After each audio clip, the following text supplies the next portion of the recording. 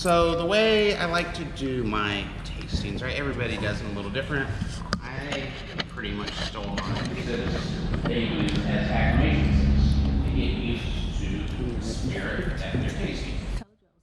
Especially if this is your first tasting of the day, it's important because it helps get your palate acclimated to having a high proof spirit in there. All right.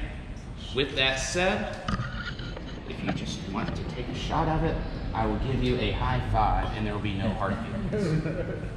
It does not matter to me how you drink it. But for those of you that want, we'll do a 3 sip on the first pour and then we'll come back and do a second pour after that. So first of all, grab your glass, hold it up.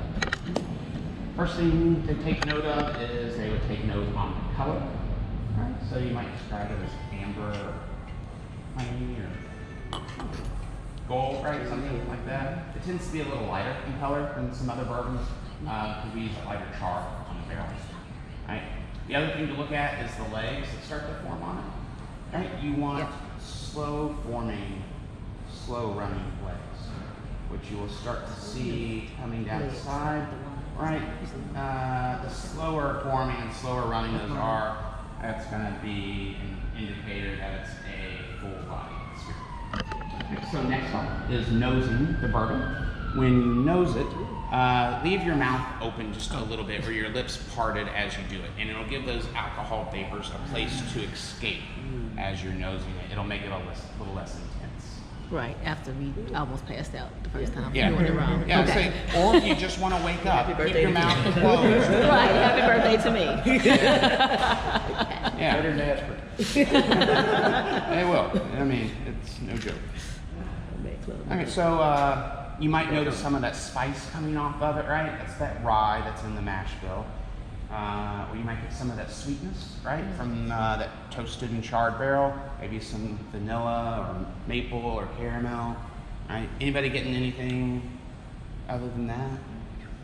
Like some people will say toast, some people will say like dark chocolate, and just everybody's olfactory senses are different. Everybody's palate is different. So nutmeg, yeah, good. They just you know, some people I think are predisposed to recognizing certain aromas more than others.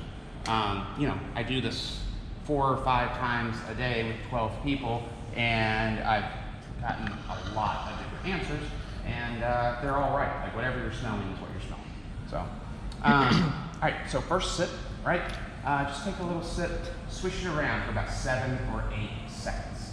That's going to get your palate involved. And the other thing it's going to do is numb some of those nerve endings so that you can start tasting after that. So, cheers.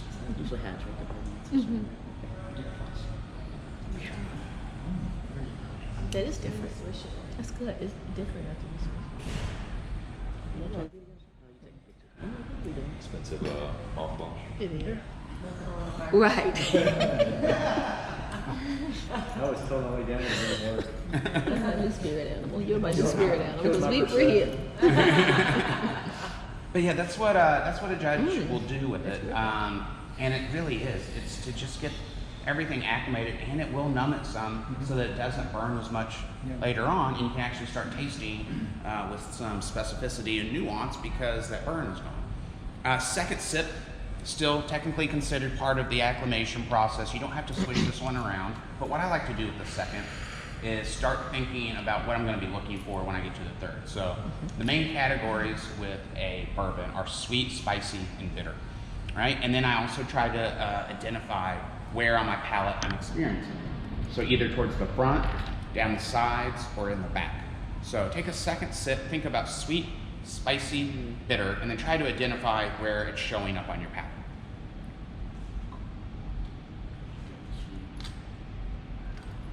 Right, so what usually shows up for me is I get sweet right towards the front. The spice will kind of show up down the sides, and then a slight bitter note kind of towards the middle or back. Yeah. Right. And if that's not where you're getting it, that's fine. It's not important that they're the same. It's just important that you understand where you experience them at. But that's usually where they show up: front, sides, back. Okay, so we did all that so that we can get to this, our third sip. This is the first real tasting sip. This is where the notebooks come out, the caps come off the pen, and they start looking at the tasting things. So, go ahead, take your third sip. Sit there with it for a second. Everybody just drink it. Okay, just take it to the head. Okay. As while you're doing that, and come around and drop an ice cube in, I'll explain that in just a second. But what are we tasting on the third sip? First off, is that Bourbon? Yeah. Right? Yes, yes, it is. Like completely. Yeah. I got that first. Get that first one. Yeah, so who's getting more spice on the third? Right? Who's getting more sweet?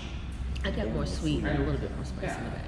Yeah. And it's, I mean, there's both present. It's just, again, it entirely depends on the individual. I tend to get more sweet when I get on the some vanilla, some maple. Anybody else getting anything?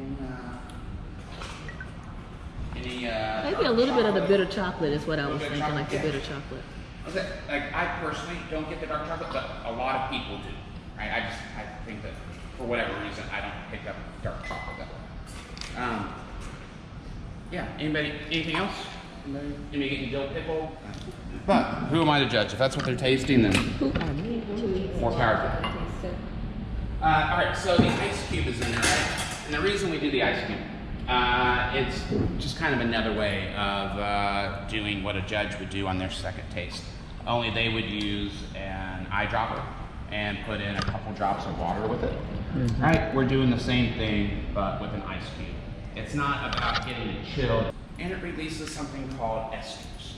And those esters are going to change the flavor, the aroma, the mouthfeel, the viscosity, all of it. So once you get it in there, right, swirl it around for a second. It doesn't need to really melt. Just let it make contact with that ice. And then nose it the second time. It smells so good. All right? Change pretty drastically, right? Like, what, sweeter maybe, or a little more floral, a little brighter? Yeah, what's that? Yeah, some of those really start to come out a lot more. Some of that spice seems to kind of move to the background, and some of those other notes are coming out a little bit. Yeah, and this works with whatever your bourbon or whiskey of choice happens to be. Just once it opens up, it's gonna change it. Some more drastically than others, but it'll always change it a little bit. And all it takes is a couple drops to do that. Go ahead and have a drink. See. All right, let's see.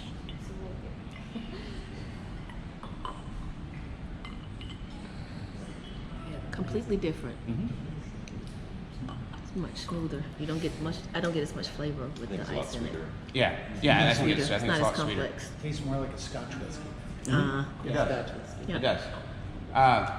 And yeah, so yeah, some people describe it as smoother, sweeter, right? I mean, and all of those things are accurate. But it really we could have done the same thing with a couple drops of warm water and gotten to the same place with it. It's a little different than if you pour it over an entire glass of ice, because that's going to end up diluting it down quite a bit, and it'll change it. And if that's the way you like to drink it, by all means, drink it that way. But that comes from more of a dilution right there. There's not enough in here to really dilute it. We maybe went from 86.6 to 84, 83, but like an undetectable amount. So this is just trying to showcase what happens once it opens up. And honestly, there's stuff I like neat, and then there's stuff I like better once it's opened up. It really just depends on what I'm drinking. And however you like it is how you should drink it. Another way to bring out kind of a different side of it also is based on what you're pairing it with, right? Or what you've had to eat or drink that day. For instance, coffee will stay on your palate for up to 6 hours, and it will affect everything else that you taste after that. But also what you're eating while you're drinking it will change it as well. So cheese, barbecue, chocolate, all of that is going to have an effect on what you have in your glass. Today what we have are milk chocolates. They are orange chimers is the type, and they are made about 6 blocks down the road here by a husband and wife chocolatier at a place called Art Eatables. And they sat down and they came up with a chocolate that they thought would pair nicely with the bourbon and complement a lot of those flavors that we have going on. So try a bite of that, and then try another drink. That is actually breakfast of champions. That's orange or something in it, right? Orange. This is, Yeah, they work pretty well together. oh, this is so good. Oh, no, I haven't paired it with anything but I the know chocolate. there's orange in the chocolate, but it seems like it brings out like some more fruit from the bourbon also. I'm gonna open up the bar back there for you. We've got cask strength going back to 2013. We've got pours of the rye finished in. She's stealing the recipe. So which is which? Oh, no. What you making for him? So I'm making a black Manhattan and a Serenity now. I do some Angostura finish there.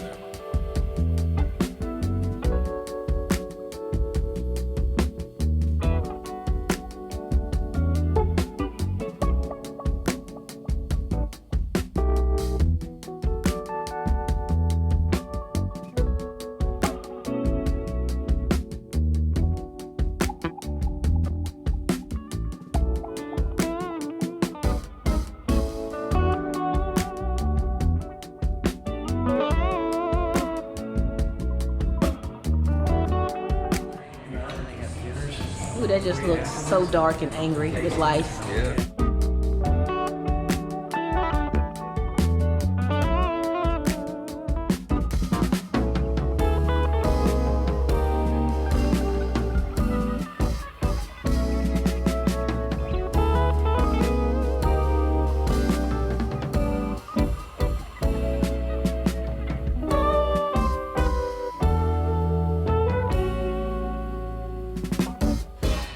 Victor's. Gave us